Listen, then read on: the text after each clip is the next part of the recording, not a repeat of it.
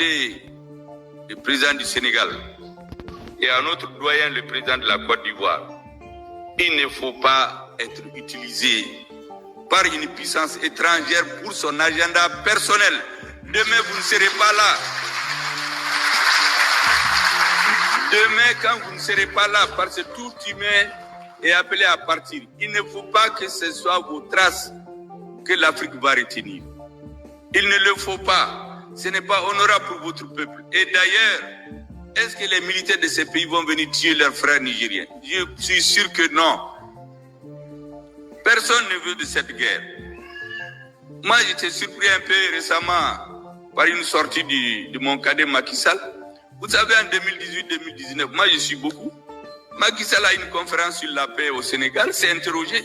Il dit, mais comment au Mali, on est jusqu'à 15 000 hommes armés et le terrorisme continue de s'étendre? Personne n'a pu lui répondre. Vous voyez, cette lucidité est perdue cette année. Quand le Mali a demandé à l'administration de partir, c'est le même que j'ai entendu dire, mais comment les Maliens vont s'en sortir si l'administration n'est plus chez eux? Mais il faut apprendre à être cohérent. Vous savez, quand on dirige les pays, on travaille pour l'histoire. Il faut penser à ce qu'on laisse. Il faut penser à son héritage politique. Les doyens vous faites bagner, les gens disent ce qu'ils veulent de lui. Chacun a son opinion. Moi, je ne rentre pas dans les débats idéologiques, mais je constate seulement que son grand parti, le RDA, ils l'ont fondé au Mali.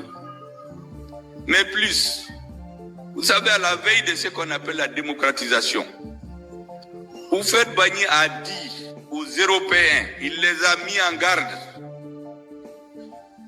qu'ils sont en train d'exploiter l'Afrique, mais qu'un jour viendra, dans 40 ans, dans 50 ans, on est aujourd'hui peut-être à 50 ans,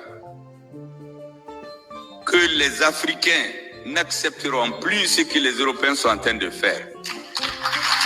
C'est vous faites qui a dit ça devant des Européens. Et vous faites leur a dit qu'un jour viendra où on discutera non de l'acier, non du prix des minerais de fer avec les Africains, mais du prix de l'acier. C'est très important. Dans tous nos pays, quand vous fouillez dans l'histoire, vous trouvez que les Africains se sont révoltés contre l'injustice. Maintenant, nous avons des nouveaux dirigeants. La jeunesse ne veut plus ce qui s'est passé par le passé. Elle n'en veut plus. Il faut changer de paradigme. Il faut que le prix du cacao soit fixé à Abidjan, au Ghana désormais, et non à Londres ou à Paris. Il faut que le prix de l'or soit fixé au Mali, en Afrique du Sud, et non à Londres ou à Paris. Il faut que le prix du cobalt et des matières rares se fixe au Congo, et non à Paris ou à Londres ou à Bruxelles. C'est pour ça que nous nous battons. Je dis donc aux Nigériens pour terminer, tenez bon, vous n'êtes pas seuls. Toute l'Afrique regarde aujourd'hui le Mali, le Niger, le Burkina Faso et d'autres pays. Je comprends que pour des questions de sécurité, nos amis européens vont dire à tel ou tel chef d'État, attention, il ne faut pas que ça prospère au Niger, sinon ça serait votre tour. Mais ça, c'est une façon non historique de voir la situation. Un président qui travaille bien, il s'entend avec son armée, il n'y aura pas de problème. Mais un président qui vient dire à son armée de baisser les armes, parce que les terroristes sont plus forts que lui. On appelle les gens pour vous aider, le terrorisme s'étend. Mais l'armée est obligée de prendre ses responsabilités. Et je finis par vous dire que l'armée ne peut pas à elle seule prendre une situation en main. Il lui faut être avec son peuple. Les Nigériens sont majoritairement aujourd'hui pour le changement.